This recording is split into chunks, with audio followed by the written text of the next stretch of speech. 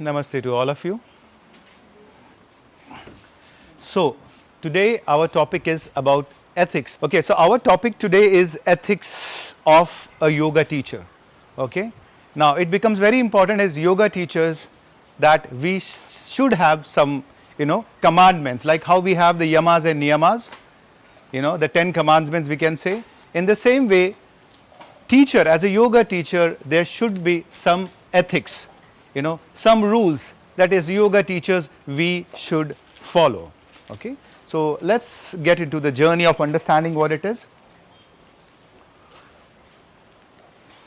Now, teaching ethics, let's go first, is uphold the yoga image. What does that mean, upholding a yoga image?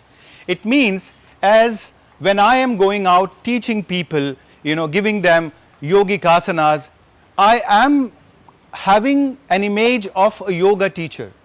I should, when I go, when I teach, when I behave, all that affects the word yoga.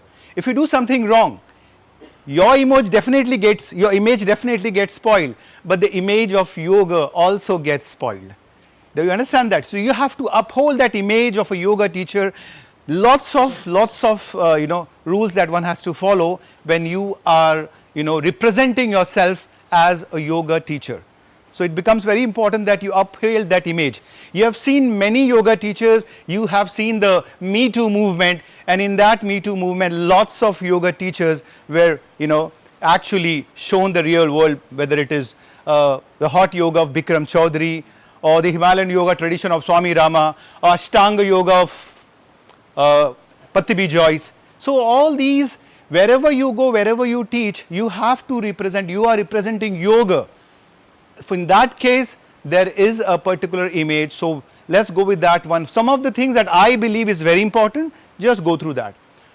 What else? Self-practice. So first and foremost thing, as you're doing your 200 and you're getting into 300, the first and foremost important thing is self-practice. Now what happens, you are teaching, might be 3 classes, 4 classes, 6 classes in a day. A state is going to come when you say, I don't have time for my self-practice. And what you will give as an excuse?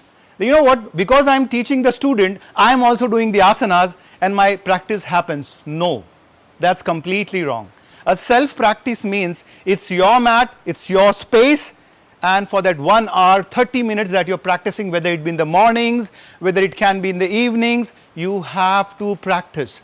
I have seen many of my friends who are earning very good, but they don't have time for their own self-practice.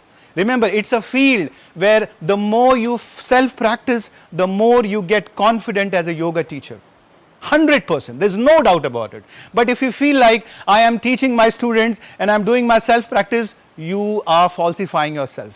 And I've seen that with myself also. There was a time I needed money and I needed 8, 9 classes in a day. But then I realized I was burning myself.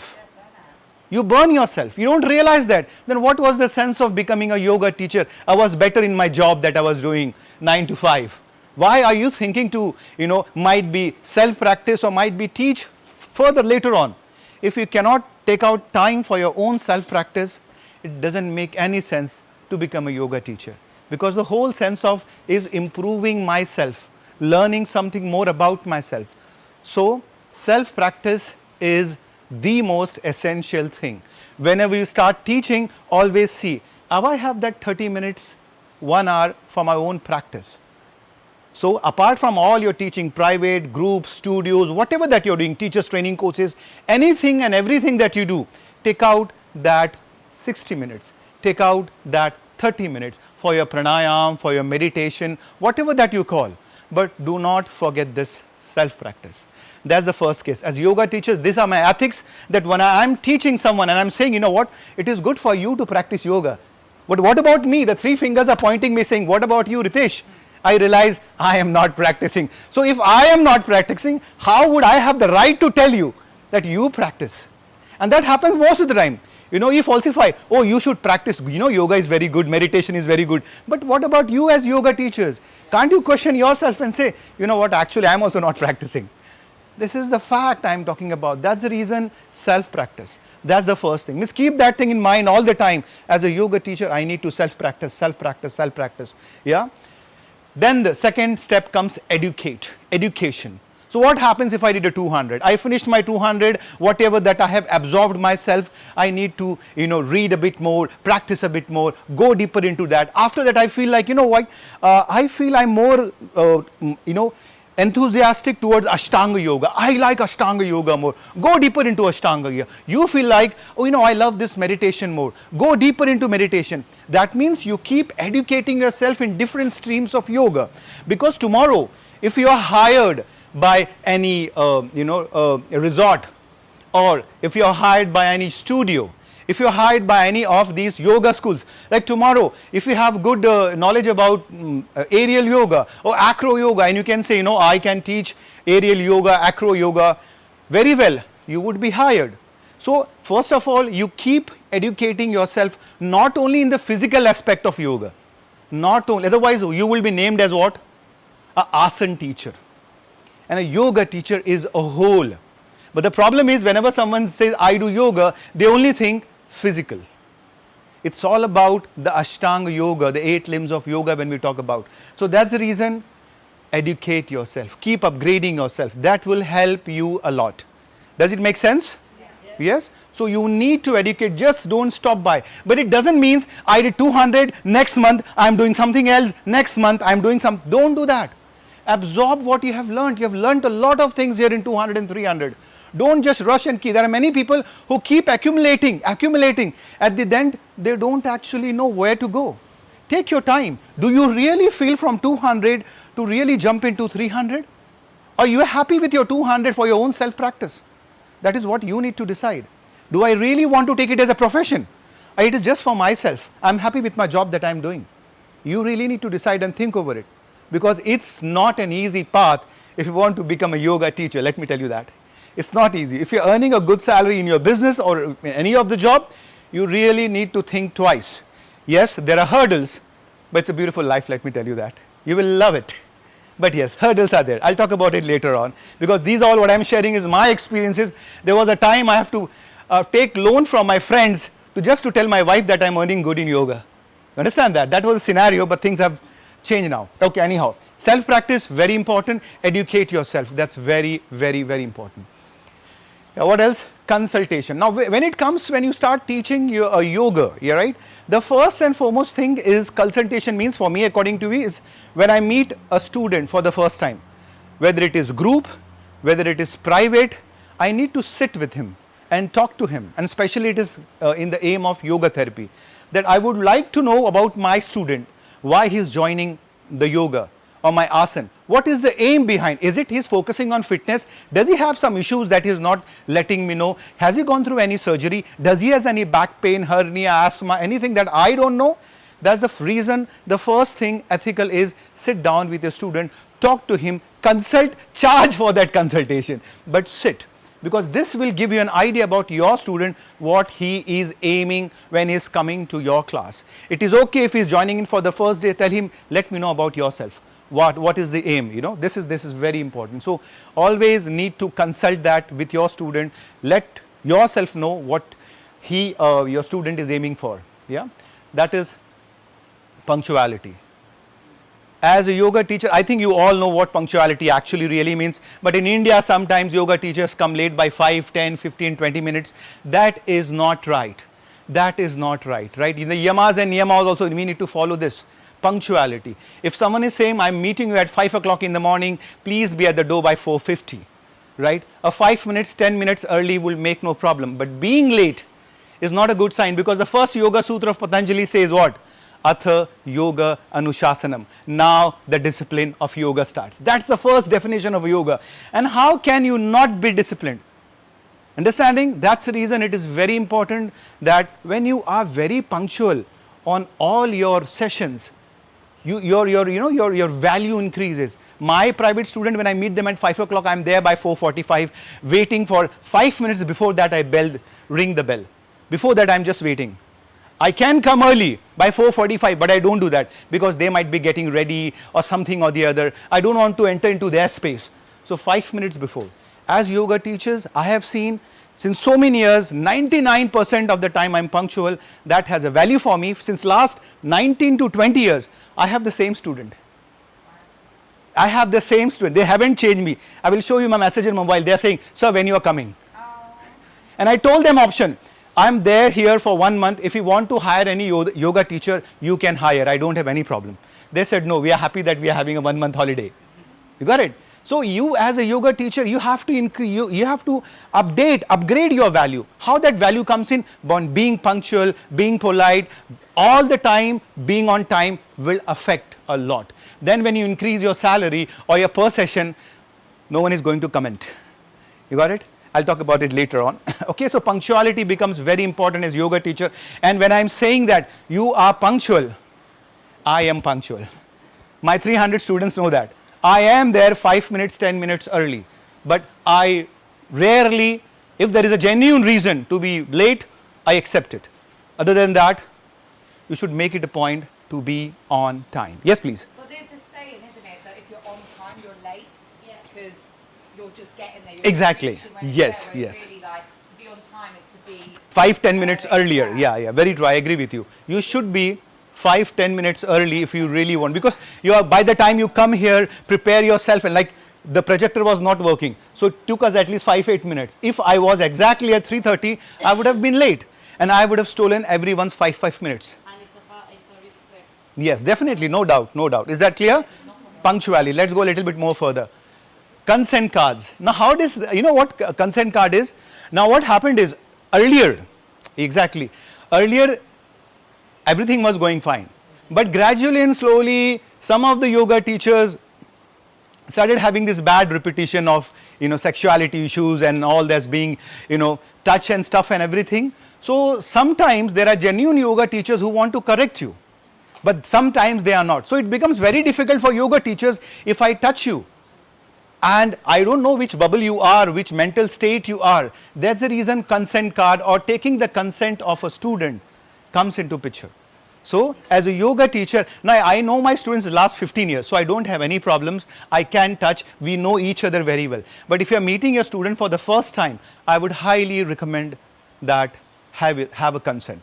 That consent card is very important, because at least what happens is, so normally in the other studios that you find, they have a card there whether they want to be touched or not, it is by the sides of the mat. So that is what. You can do this in the self-practice, isn't it? Like you can speak about this when you do the self-practice. Yes, you can do that. Yeah. Okay. Is that clear with this? The consent? Yeah. Let's go a bit more further. Now, core values. Let's understand what are the core values. Asana teacher, as I told you, don't be only an asana teacher. Just don't see that, I enjoy the asana practice, I enjoy the ashtanga, I enjoy the yin yoga, I enjoy all the physicalities of yoga, but I am not enjoying the philosophy. I am not enjoying all these things. I am not enjoying the Patanjali Yoga Sutra, the 8 limbs of yoga, the philosophy that you are. Don't term yourself as just an asana teacher, because you're just teaching what? The asanas. Okay, so see that you read philosophy books, get acquainted with the Yoga Sutra, and see, yoga is not only about the body that you do. At the end, you did stretches and something, but if you remember at the pranam, I tell you what, be aware of your mental state. See what is your thought process. So if you read philosophy, you can understand the mind. Otherwise, all the time you will be stretch, muscle, breathing, and that's it. You will not connect to the mind. When you start reading philosophy books, you will understand how your mind functions. And that's the reason the second sutra of what Patanjali says, when the mind stops, then only you can see your true self. So when you are teaching your students asanas and all stuff, at the end, what is the aim? Do they find that the mind has stopped for some time? Or their mind is still rushing and they are still in the fight and flight situation? So that's the reason philosophy, becomes very important. You need to go through philosophies. How many of you really don't like philosophy? I feel like it's a waste of time, yeah. You just love the asana point of view, the stretching, the perspiration, and then you find philosophy is very, very boring. That's natural initial stage. That's very natural to happen. If you feel that philosophy is really boring, I agree with you. But what happens? After few years of teaching, might be 2, 3, 4, 5 years teaching, a stage will come, you'll say, what next? I am bored with the same thing, teaching again and again. there you will require philosophy. There you will add philosophy into your practices. Okay, is that clear with this? Asan teacher? Yeah? So don't become only an asan teacher, become a yoga teacher. And for yoga teacher, you need to know philosophies. Okay? Be passionate about what you do. When you teach something, be mad about it. Just enjoy doing it and you will love yoga teaching, let me tell you that. You know, it's not like a job that you do. It's like you're enjoying and teaching and you're being paid for it. And that's the fun about being a yoga teacher. You know, something, it's like a hobby that you practice something and while you're practicing and you're teaching, you're being paid for it. So it's amazing. Being a passionate teacher plays a very important role. Have a passion for it. What else? Be clear about your future. Now being clear means I am doing 200. What is my future? Should I go for 300 or I just need for my own self practice? Think about it, right? If you just want to do a 200 and wind up and do it for your self practice, no doubt. But if you feel like going ahead, once you finish your 200, once you finish your 300, please start teaching if you feel like. Even if you don't want to earn money, let's say you're happy with what you're earning, still I will highly recommend you start teaching to mom, dad, brother, neighbors, anyone. Because when you, as I always tell, when you start teaching, you start learning. Everything goes more deeper into your brain when you start teaching your students, to your family, to anyone. So that's the reason, be clear what you want. Even if you're not thinking about earning, making it a profession, still teach. Because otherwise what will happen? You did a 200, you went back and it's all out. As if you feel like I have done nothing, I wasted my money. To learn more, either go back and join some studio and keep practicing your yoga and then later on start teaching. Go to different studios and see how different other yoga teachers are teaching. Take something from them. This is what I do. Every year I visit an ashram, I do a 200 over there. I said I don't need your certificate. I just want to be there. I want to listen to what this teacher, what guru is saying, what this ashram is. There are many gurus in India. You have to just go over there and say, I want to do a 200, I just want to sit. I want to receive what is, might be the same, might be something new. And that's the reason when you keep moving to different studios in your country by different teachers, you learn a lot. Something you might like, hey, this is a good one. This is the bad one, I don't like. This is not the way to be taught, right? You learn. You learn by other people's mistakes. And that's the reason once you do a 200 or 300, go back, start teaching. It will make a huge difference. It will make a huge difference. Paid or free, don't worry about that. Don't worry about that. Money is going to come one day. Just start teaching, let me. Start teaching. Because when I did my post-graduation in the field of yoga, I was a graphic designer. Okay. Now, I was being paid well. Everything was superb in my life. But I thought, let me do this yoga, it's Indian thing, and being an Indian, I should know what yoga is. And I was happy with my graphic designing, I was busy with my PageMaker, Corel Draw and all other stuff, and I was very happy about it. Yoga came into my life. I finished my 1 year of post-graduation in yoga. To get the certificate, we have to do 1 month of apprenticeship. That means in that school, we have to teach the patients. There is where, when I started teaching, I got good response from the students and they said, hey sir, you teach very good. You know, after 1 month, why don't you come to my place? And I teach a place, it's known as South Mumbai. So South Mumbai is one of those richest places where Mukesh Ambani and all those millionaire people stay. So one of those called me and said, you know, why don't you teach at my place? I never ever thought that I will start teaching. I said, okay, you know, my wife has asthma, why don't you come and teach? I said, okay, I'll come. I taught for 1 hour. And I did it for 1 month like this, not even expecting. Why? Because I was earning good in my graphic designing. I was least bothered about that money. But after 1 hour of teaching and after 1 month passed by, the amount that was received by me was so big that it changed my mind. Yeah, you got it. Then I said, one class is giving me this payment for 1 hour for 12 hours. In a month, I am just giving, like alternate days, 12 sessions. If this amount is this much, and I'm enjoying this sharing, learning experiences, gradually and slowly, a stage come when I felt that 50% of the amount that I'm receiving is equivalent to what I'm getting the money in my graphic designing. I gradually left it.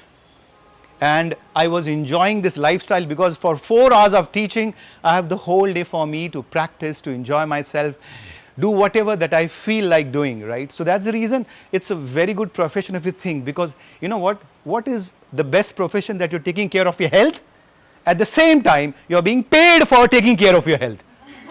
You're getting it, right? You say you didn't get paid. say at the beginning because Yeah, yes. Initial stage before that, when I started, I was waiting for 1 month, and no one was there. So I basically took a place on rent. The place where I used to live is very far away from the rich people where they stay. So I thought, why should I go over there, 1 hour journey? So I started at my place where I used to live. But because all the people are labor class, they travel all the way to Mumbai. So no one was keen of learning yoga. So the 1 month was really drastic. Like, no, you can say 8-9 months was where I felt difficult, but then gradually things changed. So that's the reason, friends, be clear what you want in your life. Okay. What else? Follow the yamas and niyamas. Very important. What are the yamas and niyamas? Yes, ahimsa, satya, asteya, brahmacharya, aparigraha. Saucha, santosha, tapas, svadhyaya, ishwar. Yamas and niyamas. A yoga teacher, you need to follow the yamas and niyamas. These are in the 8 limbs of yoga. Okay. Let's go a bit more further. Have you gone through the yamas and niyamas? Yeah. Right? Have you gone to this cleanliness? Okay, you might go later on. Those who are new might go later on. No worries about that. Okay, what else? Steal clients and students. This happens a lot. For example, you know what happens? I'll tell you. Like as a yoga teacher, I'm teaching here in Kashish, for example. Let's take it. Now, I start my own teacher training course. And then I'm doing, like, these guys are from 200. Now I will say, hey, 200 guys, I'm doing a 300. Why don't you join me? This is not ethical. This happens. This happens in many places, in Rishikesh and many places it happens that people start stealing the client of the other people. That happens a lot. Like, for example, I am traveling here in Mumbai, I'm here in Goa. I told some of my yoga friends that, hey, I'm just going out for 1 month. Why don't you take that class? And might be they do such a way, you know, I will charge less. Why don't you learn from me? And then it might happen that my friend will steal my client. He will charge less. Something like that happened. But let me tell you, in so many years of teaching, it has never happened, because if you are a very good teacher, you are emotionally grounded, you are strong enough to know what you're teaching, this stage will never come in your life. you know when you say still that you don't have to do it, no? You don't have, Ahmed, what a question. What a question, yeah. Okay, got it? Stealing clients is very normal in this field, just be aware. Especially in Rishikesh, it happens a lot, right? Next is what? Respect all yoga styles. Respect. Here I have to also learn a lot, because I always say, I love Hatha and Vinyasa, but I don't love Ashtanga. Joy knows it very well. So here, even I have to learn that there are many styles of yoga. Let me tell you, there is beer yoga. I was talking about you, listen. And I said, like, oh my God, what has happened to this world? Beer yoga. I mean, so irritating. Then one day I started thinking as to beer yoga. It can be good. There would be many people who drink beer, but they don't do yoga, right? Now, it might happen that I started a beer yoga. Those drunkards that they had never done yoga before, they will say, okay, while doing yoga, I can drink beer. Amazing. Now, think about, there were 50 people who came into a beer yoga class. Let's take 10 people said, hey, I'm enjoying the beer as well as the yoga, and I want to continue. A stage will come that these people can change, right? And it can also happen that these people can be more drunkards. We never know. But let's take the positive side of it. If I am doing a beer yoga and people are coming, there might be some who understands philosophy, listens to me every time, you know, good talks. Might happen that some of those students will transit to being a pure yogi. Then came this new concept. I was like surprised, naked yoga, right? Like naked yoga. Oh my God, how can they do naked yoga? It's like, oh my God, what is this? You know, it's like, then I once again said, it's, you know what, it's this the way we think. That is what. So I started thinking, even in Rishikesh, even in Allahabad, in Banaras you go, there are many Naga Babas. Naga Babas are those saints and gurus who are always naked. In Jainism, there are gurus who are always naked, that keep traveling naked, no problem. So I said, your mind, if every day you seem the same person again and are doing the asanas, a stage comes, it really doesn't bother to you. It becomes like, okay, that's natural. Why not? You can have a better alignment. So why not? You know, good balance, right? So it is, it doesn't really matter any style of yoga. Just respect all style. The only thing is, the way you think about a style is different, right? Like I love the other styles. Some styles I don't like. Doesn't mean I hate, but I don't like. Like I was telling Joy, I love all the styles, but I don't like Ashtanga. That's okay, you don't like. There are many people who like Ashtanga. That's fine. Love them. Got it? There are many. Bikram yoga I don't like. There are many people who like hot yoga because when you're doing in the hot climate like this, your muscles and ligaments, special ligaments and tendon gets more flexible. People have got great results. Irrelevant of from where the source is coming is not good. Right? That really matters, doesn't matter. The guru might not be that great, but the style is good, accept it. Yeah, fine. So respect all yoga styles, whether it is bear yoga, goat yoga, naked yoga, and what else, God knows what is about to come. You know, dog yoga, God knows what. But puppy yoga, many styles. And your power yoga came in. So when power yoga came in, we said like, oh God, what is power yoga? We only learned hot yoga. This is a new concept. Then later we realized, oh, power yoga is nothing, is Ashtanga yoga, modified into something and it became power yoga. So everything starts from hatha.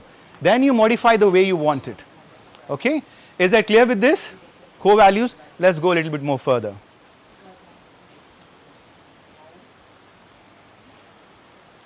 Now, as a yoga teacher, I will highly recommend you to learn different styles. Don't just stick to only one style.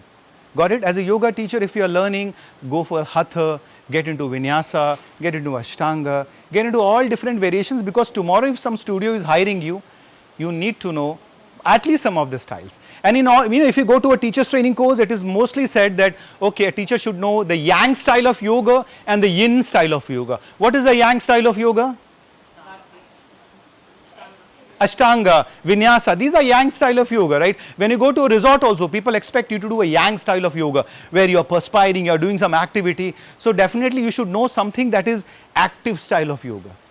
And then you should also know something that is passive, that is hatha, yin, or something like that. So what happens, someone hires you, at least they can hire you for mornings and evenings. Resort, what happens, they will hire a morning, they will ask you to do a morning class and an evening class. And that's the reason all different styles of yoga, if you can learn, it's better. Okay, pranayam. Now, you can as a teacher have a workshop on pranayam. If you see today's morning class, and every morning class that we do pranayam, you can design your own workshop only on pranayam. You can call it with a better word as breath work. Right? This is the new term being used, breath work. It's all nothing, it's all these breathing practices termed as pranayam. But the problem is what? When you use healing breath, breath work and all those stuff, it is more syllable, right? So as a yoga teacher, you can go depth in pranayam and you can have your small short workshop, might be an hour of workshops only on pranayam. Like belly breathing, chest breathing, or yogic breathing, get deeper into it. What is next? Meditation. Perfect, go into it. Can I teach meditation for someone? To teach meditation for someone, the first thing is, I should meditate. If you think you cannot sit for any or do all the time doing like this and this, don't do it.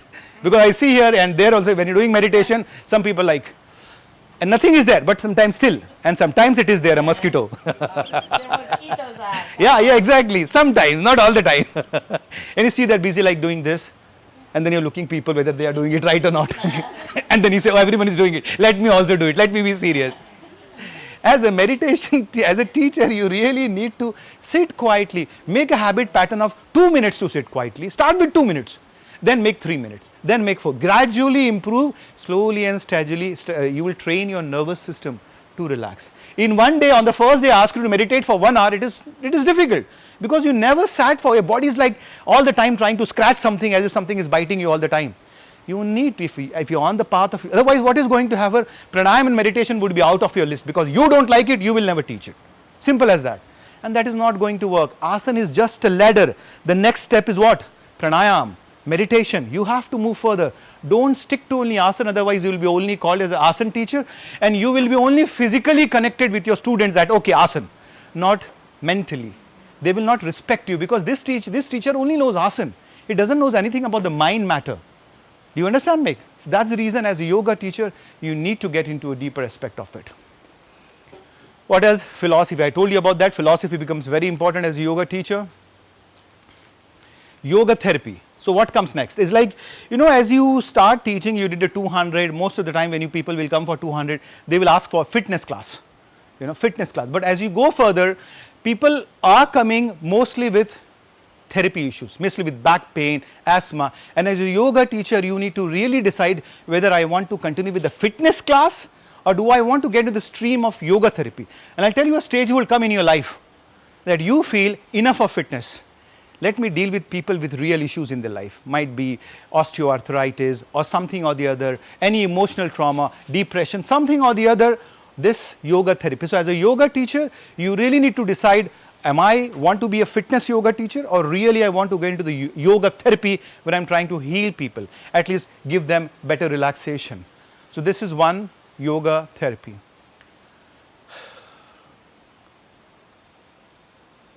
Few minutes left. Okay, we'll do that. I was just checking the time. Sometimes I flow, I don't realize it. Okay, now we finish the ethics. Now let's come to money matters. How will I, okay, right? Now we come to places where money plays a very important role. So I know I have certified myself as a 200. Now I go back. Now I need to teach also. Well, you can do also for your self-practice, job over. But if in future you want to really go ahead and make it as a profession, there are few things that you need to know. Let's go with that. Okay, so how to become a successful yoga career, make a successful yoga career. Why I am saying this? Because I have started from down, and today what I am, I really enjoy when I see myself when I was down there, and I feel very happy about it. I have gone through the ups and downs, and that's the reason I feel I would be the best person to share, because I've seen all the ups and downs. There was a time 3 o'clock in the morning I used to go to the newspapers, the people who arrange the newspapers, if you ever seen them. So I go there, I take my flyer and place it in the newspaper so that people can know me. So in India, especially in Mumbai, early in the morning, if you have ever traveled, you find newspaper wala who give papers to every home. You can print a flyer, place it, they take 1,000 rupees, like 600 rupees for 1,000 flyers, and you can advertise yourself. You got an idea, you can try that. Okay, now let's go a bit more further. Business methodology. Let's go a bit more further to understand that. Okay, now first of all, as I told you, you need to decide what is the aim of yoga in your life. What is that? Do you want to become a teacher, or do you want to become an entrepreneur? What does these two decide? Suppose if I want to become a teacher, when I want to live my life peacefully, I don't want to take stress in my life. I enjoy teaching and I prefer to be a teacher. I don't want to get into all these issues of how many students are coming. I have to take care of the studio, the fans and stuff. It's a headache. I just say to the studio guy, hey, I'm not keen with your percentage and stuff. Just give me my monthly salary or per session salary. I'm done with it. A teacher who is not bothered about anything else except teaching. So that is being a yoga teacher. What is entrepreneur? Being a yoga teacher, I want to get into the other stuff of hiring a place, marketing, advertising and stuff. Like for example, I'll give you one thing. I'll give you my example here. I have an opportunity to register myself on Yoga Alliance, register a school, and I can start my own school also. And since last 23 years of teaching, I can buy a studio, I can start teaching in a studio. I have never done that. Why? The only reason is, if you get into all this stuff of hiring a studio, doing all this stuff, you will not enjoy your teaching. You get poisoned. Exactly, you get poisoned, because every time you'll think, oh my God, today there are only 5 students. Start calculating. You're teaching the asana. Oh, I cannot pay the monthly rent this time. Like this is the mind will be continuously occupied with that. So you really need to decide. And it loses its essence of why you did it. Exactly. It's like, Yes. Yeah. Does it make sense to you all? In the field of yoga, you need to really decide, do I want to become a yoga teacher where you really want to enjoy your life? Or you want to become an entrepreneur taking the headache of everything? No doubt, you will earn more money than the yoga teacher. No doubt. But you will burn yourself also. So you have to really decide that, do I really want to become a yoga teacher? Or do I only want to start? Like how Pratik ji is doing. He is managing all the stuff. I say, come hire me for 1 month, I teach and I go back. This is what I do with all, I'm a freelancer. I don't have any of my school. Schools call me, they say, hey Ritesh, come to Arambol. I have 1 month of teacher training course, 300. Okay, let me know the syllabus. I am there. They are taking care of my flights, accommodation, food, everything. I go there for 1 month, I teach, tata, bye bye, namaste, I go back. Right? I am least bothered about how many students. Let him earn crores. It doesn't matter to me. I want my small amount. I am happy with that. This is what life is. Now, if you really want to earn more money, then you need to start working. Okay, where I have to hire the place. This is a lot of work. It is not an easy job to do. But now, what is your aim in life? Earn more money or enjoy a peaceful life. So this is what you need to decide. Someone has to do that. You cannot be like that. Ritesh. Someone is providing you the job. Someone has to pay the rent. For example, you are selfish. He's a businessman. Yeah, yeah. See the difference even in that? No, but everybody should also, you should also empower ourselves to do other stuff because who the hell is gonna have these spaces, you know? So there is one person, there are people who are better to do that job, equipped better to do that. We are not equipped. And if you try to equip ourselves, I have seen many of my friends who have taken yoga studios and spaces and they have gone in losses. Yeah, maybe They you have can gone try in if losses. you have the venue already, you don't have to It's the best thing is just ask Pratik. Yeah, what else? Anyhow, coming next is, now as a yoga teacher, if you think of either starting an entrepreneur, your school, or you start to become a yoga teacher, Yoga Alliance. Now what certification you are getting? Okay, everyone be here together. Okay, Arena, be here. Student registration, Yoga Alliance.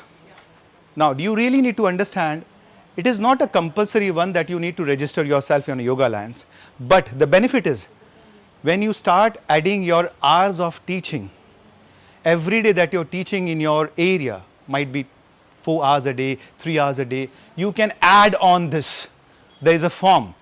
And whenever you keep adding those hours, these hours will pile up into 1000 hours, 2000 hours, something like this. I'll let you know what it is. So basically, do I really need to register? Not really. But as a yoga teacher, I do register because schools hire me. They ask for my Yoga Alliance registration number, and that's the reason every year I pay roughly 7,500 to them. But that's not a problem because I get that money easily. So not a compulsion, but I will highly recommend because this is a place where you can put all your hours that I taught private classes or group classes or something. Okay. Okay, so these are something, you know, like what it is, application fee is something $50, renewal is 65. Yeah, this is what it is. So, yeah, $50 I believe, that's what the amount is. Yeah, $50. Now they might have increased it. Earlier it was $50. $50 for the year. Yes, $50 per year. Yeah. Then you put your name and everything, and that you get your RYT 200 hours registered yoga teacher. You have your profile over there that hey, I am so and so. I have been practicing. This is my style. I am doing it and stuff. Sorry, so is it something that, say, if I was applying for a job at a studio and they Yes. looked at that and then they'd be They like, will "Oh, get it. she's done this," She- it yes, shows that yes. you're proactive, Yes, you're yes, yeah. versatile, Yes, that yes, you're yeah. constantly You can put your working. images over there and everything that Yeah. shows that you are a yoga So teacher. sometimes if it's between you and someone else, Yes, it will yes. get It you. will, yeah, it will get you over The there. country they don't let you to work without. How's that? It's It's important. I have seen that people do ask me. 500 hours to register. Yeah, okay. In some cases, it's like only 500 hours you're considered to be like a yoga teacher. With less than 500, Is what I was talking the other day about. With 200 hours, it's even dangerous to go there and say I'm not yoga teacher and start correcting people because you can injure Hombre, people. but depends, and, depends. Wait, and you are just thinking about the money and so many people that say, no, after the course I'm going to do yoga lessons. I was like, you're not touching me. No, no, it's it. I was like that. Okay. Okay, come back. Let's come back to what I'm talking about here. Okay, this is what it is. This is your first. Okay. Guys, wait, listen. Okay, this is what it is. Okay, graduation, this is what you get, RYT 200. So you, once you finish your 200, you get this thing as graduate in RYT 200. Now you go a little bit more further. Here in this journey, you keep adding your hours. That okay, I did this much, or you write in 1 month and everything. This is where you put your hours in the Yoga Alliance. Okay, this is what the documents are. You get the membership once you pay that, right? Then you apply for it, then only you get. You are RYT, but credential only happens when you actually apply for it, right? Then what else? You did that, you are RYT 200. That they apply for 200 credentials. Yeah, I mean say if you want to have a membership, then you have to actually pay for it. It is not compulsory, but later on it gives you a credential, it gives you a credibility. That's the only reason. If you're only doing for your self practice, you don't ever need it. You don't ever need it. Okay? Yeah? Sorry, can you? Yes, yes, you can do that. You don't have to do it right away. Might be after 6 months or something or the other. What you have to do is once you send a mail is sent it to Kashish Yoga. They will confirm, yes, this teacher has certified from our school. Then it confirms, and then it's a process that happens. Yeah, it's a process that happens. Okay. Then pursue learning as a yoga student and teacher. That gives you a professional outlook here. And so this is, now this is mine, it's very small, okay, but this is what it is. You finish your RYT 200, you get your membership, you keep moving forward, keep adding all those things, and as you keep adding the R's on the journey, you will get a ERYT 200. So you were RYT 200, that is a registered yoga teacher. But after adding in R's, automatically after might be 1000 hours, you get a ERYT, that is experienced registered yoga teacher. Okay, let's go a bit more further to understand that. Every hour, how many hours? Depends. You can just put in 5-10 hours in a day. In a month, you sit and just add up those hours. It all depends. No one is going to check, but remember, once again, Satya, truthfulness comes here. Yamas and niyamas, right? As a yoga teacher. Okay, now what's that here? You get your 1000 hours across 2 or more years, then you get your ERYT. So when you have to get your ERYT, it is across 2 years or more years to get that 1000 hours. Once you get that 1000 hours, you are ERYT 200. Experienced registered yoga teacher. Okay, then you go a bit more further. Now your journey can stop here. You say, I'm done with it. I wanted to know yoga, I have done it. It is for my self practice. Leave it, job done. You don't need to. But if you want to go more ahead, then you're doing your 300. You did 200, you did 300. So might be after some time you feel like, yeah, I am getting more deeper. I want to now learn more deeper, understand more what is yoga. Then comes your 300, right? You did a 300. Now you did an RYT 200, you did an RY 300, you automatically get a RYT 500. That means now those who are doing 300 will be called as RYT 500. Yeah, fine. You got it? So those who are doing RYT 300, so you don't have to say that I have to do a RYT 500 separately. No.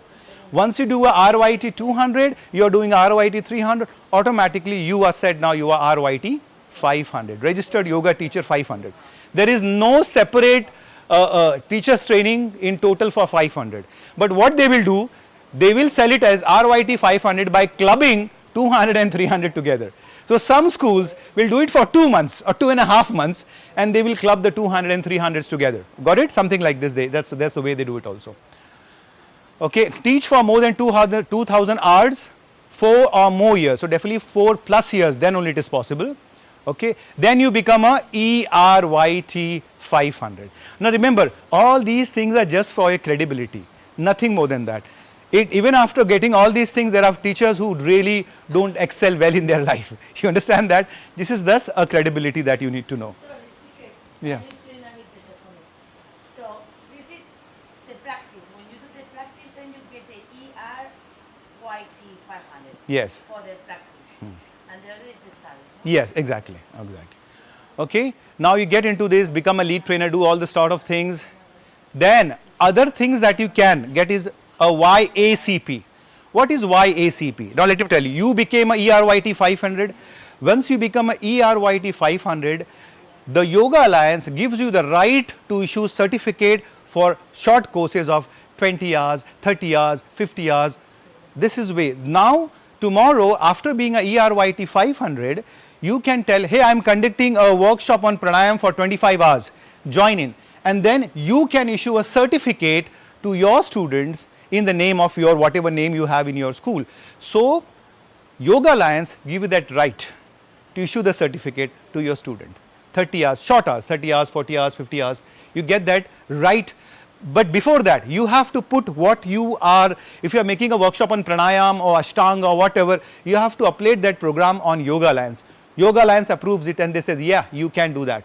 And then those who have done 200, who goes into your workshop, they get added benefit of 20 hours. So we call it continued education program. So when you are doing any of those ERYT 500 teachers are doing some of the short courses, and you are a ERYT, you are a registered yoga teacher 200, you get that hours added into your teaching. Got it? So that's what it is, YACP. Okay. Then the last one that comes is RY, registered prenatal yoga teacher. Okay, if you want to get prenatal yoga about pregnancy and stuff. What is the next one? RCYT, registered children yoga teacher. Okay, registered to children. Now if you feel like I am a person who loves to teach children and stuff, and I am that person who can make nice jokes and stuff and everything, then RCYT is for you. So this is what the step you can go in Yoga Lands also. Got it? Remember, it is not, please.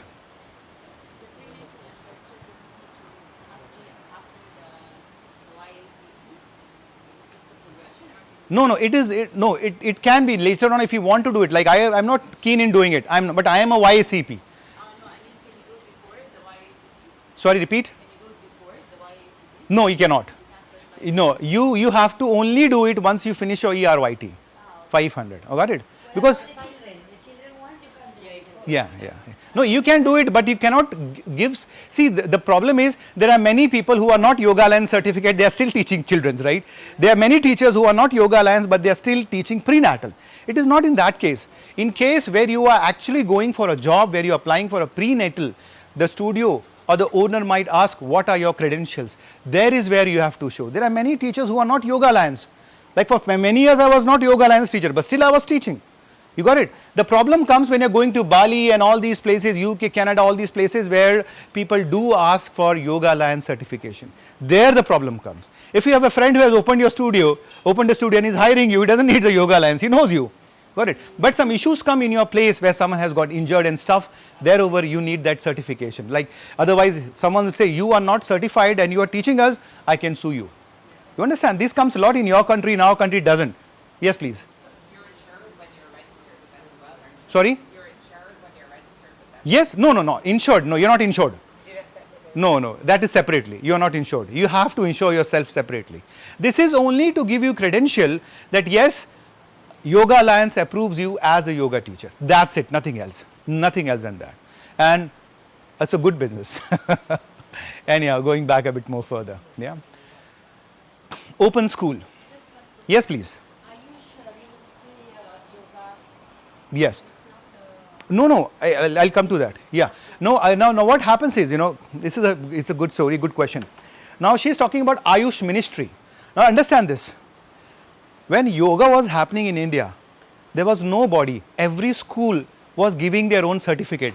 Like Shivananda, he was giving his own certificate. Kevaladham, Santa Cruz Yoga Institute, S. Vyasa, you take about Ashtanga Yoga, Iyengar Yoga, all these schools were giving different certificates. Okay. And Yoga Alliance came much more, by 10-15 years Yoga Alliance came. So Yoga Alliance became online so popular that everyone said, oh, I want a Yoga Alliance certificate. Recently, 8, 9 or might be 10 years back when Modi ji came, he started our Prime Minister when came, he started with OK Ayush Ministry. Now what happened, Ayush Ministry like Yoga Alliance, Ayush Ministry is also a board where they certify Indian and foreigner yoga teachers. But the problem is now they have recently started Ayush Ministry and I'm also teaching to the students of Ayush Ministry. So here we have Yoga Alliance that was very popular online. Everyone knows that okay, Yoga Alliance is very popular. India Ayush Ministry is stepping up. So a stage might come that Ayush Ministry would be so popular that people will not really approve, but it will take a long time. So Ayush Ministry is going forward, but it will take some time. You got it? So there are many teachers who are doing Ayush Ministry. I have taught some of them also, but the problem is very rare if I go to some Bali country and I say I'm Ayush Ministry certified, no one will accept. But if I say I'm Yoga Alliance certificate, they will agree. Although it has come from India, but that is what the problem is. Understand? The Indian government took some time to get their association together. You school, all come together. Let's make a questionnaire. Let's make a syllabus. So every teacher, every student in India who wants to get certified, we will give them together certificates. All the gurus of India came together and they designed this Ayush Ministry where they started with certification programs. But it came recently. Got it? So we have two boards. One is the Ayush Ministry Board, and we have Yoga Alliance. Then there are two Yoga Alliances also. There are many associations, but Yoga Alliance has just come on the top, nothing else. Okay. So now opening a school. You know, as a yoga teacher, if you feel that you really want to open a school, it is a lot of work to be done. You have to apply a syllabus, send it to the Yoga Alliance. Yoga Alliance will approve it. It's a lot of a headache if you really want to start your school. But you can take some support of school that is already running and get an idea. I will highly recommend, if you want to become a yoga teacher, don't go into these school things. It's a lot of job. It's a lot of job. Enjoy being a yoga teacher, but if you want to ever open a school, there are particular amount that you have to pay. So if a school can be RYS 200 and a school can be registered yoga school 300, depending. If you are thinking of opening a school of 200, you have to pay different charges. If you're opening a school of 300, you have to pay different charges. So roughly, I believe total cost is $640. This is what might be 8-9 months this cost is. If you want to really open your school and register your school, you have to pay $640, including the syllabus that you have to design and send them. And then they will approve it. You got it? Then you are eligible to, start your own school. Renewal fee is $240 annually. So every year you have to pay an annual fee. Whether you earn a lot, not, it doesn't matter to them. You have to pay that amount, renewal fees. Okay. Location listing. What is location listing? Suppose I say, I'm opening a school in Bali and I have a next school in Australia. I have next school in UK. For every location changing that I do, I have to pay $50. You really need to decide whether you want to open a yoga school or not. Okay. Is it fine? Now, I think we have other topics where I will cover. We have quit regular job and stuff. I will talk about it later on. It's already 4:30. Yeah. Come sit. Now tell me, any questions with this? Any questions with what I have been talking about? Does it make sense? Yeah? Yes, it is. It is. It is. And they are earning like anything. Yeah, they're making $1. Yeah, exactly. Exactly. Lot. And they are doing nothing. Yeah. That's what it is. It's a franchise. It's a franchise. Yeah. Exactly. It's a business. Yeah, is all clear with that? Yeah. Any questions? Fine? Come, let's sit in a cross-leg position. Let's recite the Omkar. I think you're such an amazing teacher. Thank you. Honestly, so inspiring. I feel so nice. I don't feel you. Okay, come. Hello, darling. Let's take the sitting position. Come.